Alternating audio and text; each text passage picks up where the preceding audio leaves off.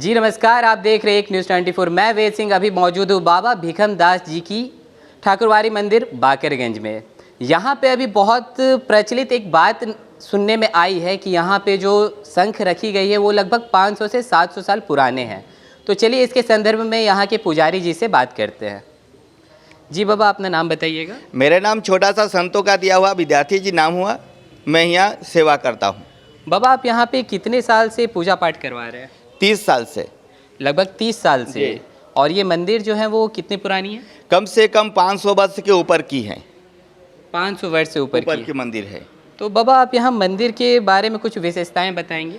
मंदिर के बारे में ये है कि उस समय के संतों का जो भी कहते थे वो हो जाता था, और संतों का वाणी एकदम सिद्ध रहती थी। जब भगवान से जब मांग लेते थे ये चीज़ होना चाहिए, गंगा से जाके कह देते थे भगवान, जाके भगवान के लिए एक कमी है तो वो चीज़ पूरा हो जाता था।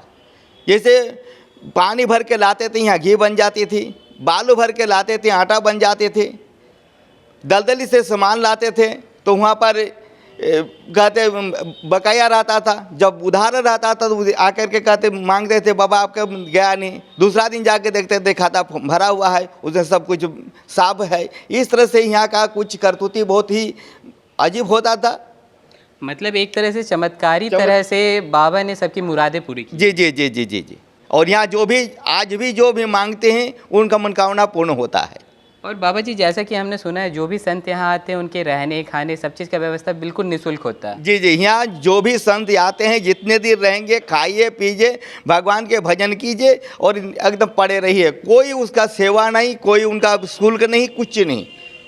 मतलब निःशुल्क सेवा। निःशुल्क सेवा।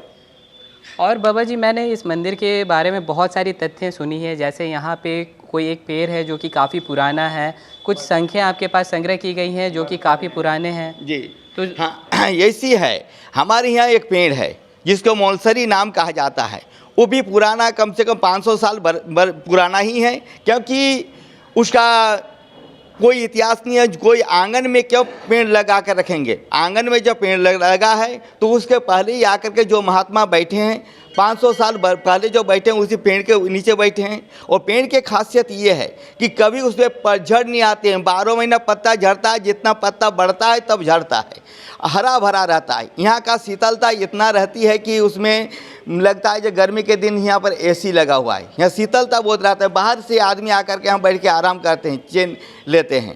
तो बाबा जी, यहाँ जो शंखें रखी हुई हैं क्या आप मुझे वो दिखा सकते हैं? जी जरूर दिखा सकते हैं। बाबा बताइएगा थोड़ा शंखों के बारे में। ये संघ करीब करीब 500 वर्ष के ऊपर की हैं। ये संघ जो भगवान श्री कृष्ण के हाथ में रहते थे पांचजन्य संघ, वो पांचजन्य संघ भी यहाँ पर मौजूद हैं। जैसे कि ये संघ पांचजन्य हुआ, ये संघ पांचजन्य हुआ, ये संघ पांचजन्य हुआ, ये संघ पांचजन्य हुआ, ये भी पांचजन्य है, ये दोनों संघ पांचजन्य हुआ। उस समय के पुराना है, संतों ने ला के रखे हैं। और इसका जब नहीं अगर उतना पूरा ना होता तो हम लोग रख रखाव के लिए इतना मेहनत करते हैं कि इतना दागी लग गया कि छूटता तक नहीं है किसी भी तरह से। देखिए ये इसमें देखने से पता चलता है कि कितना पुराना हो सकता है ये सब संघ। तो बाबा, जैसे कि इतना पुराना जो शंख आपके पास रखा हुआ है, इसके रख रखाव में तो बहुत मेहनत लगती होगी। बहुत मेहनत लगता है। हम लोग साल में 2 बार 3 बार हम लोग को धोना मांजना पड़ता है। प्रतिदिन इन लोगों को पूजा होता है, आरती होती है, पूजा आरती सब कुछ करते हैं हम लोग। और बाबा जी, जैसा कि आपने बताया कि आपके पास जो पूजा की जो बर्तनें रखी हुई हैं वो भी काफ़ी पुरानी है, क्या वो भी देख सकते हैं? देख सकते हैं। तो बाबा जी थोड़ा उसको दिखा देते हैं। हाँ ठीक है। आप देख सकते हैं यहाँ पे जो पूजा की बर्तनें हैं काफ़ी पुरानी हैं। तो चलिए इसके बारे में भी थोड़ा सा बाबा जी से बातें करते हैं।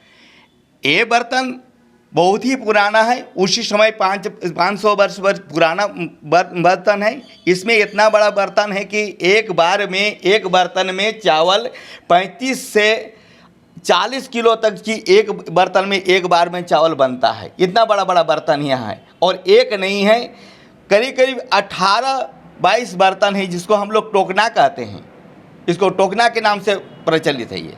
और बाबा जी, आपके यहाँ मतलब पेड़ भी बहुत पुरानी है, क्या वो भी आप थोड़ा सा दिखा सकते हैं? जी दिखा सकते हैं। तो आप देख सकते हैं हमारे पीछे जो ये पेड़ लगी हुई है, इनके बारे में बाबा जी ने बोला कि काफ़ी पुरानी पेड़ है। तो चलिए बाबा जी से पूछते हैं। ये पेड़ उसी समय का पेड़ है, क्योंकि इसमें लगता है इसी पेड़ में जो भी महात्मा आए हैं सबसे पहले आए थे, पेड़ के नीचे बैठे थे, उसके बाद अपना झोपड़ा बनाइए, क्योंकि नहीं तो बीच आंगन में क्यों लोग पेड़ लगा के रखते।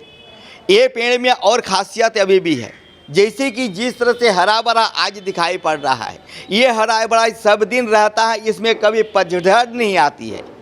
पत्ता झड़ता है, जितना पत्ता झड़ता है उसके पहले उतना पत्ता तैयार हो जाता है, तब जाकर होता है। और इसमें शीतलता इतना रहता है कि बाहर से लोग गर्मी के दिन में आकर के यहाँ अपना सांस लेते हैं। मतलब गर्मी में भी शीतलता प्रदान करती है। तो जैसा कि अभी आपने देखा बाबा भीखम दास जी का ठकुरबारी मंदिर जो कि बाकरगंज में स्थित है। तो और भी ऐसे खबरों के साथ बने रहने के लिए हमारे साथ जुड़े रहें और देखते रहें एक न्यूज़ 24। मैं वेद सिंह, पटना।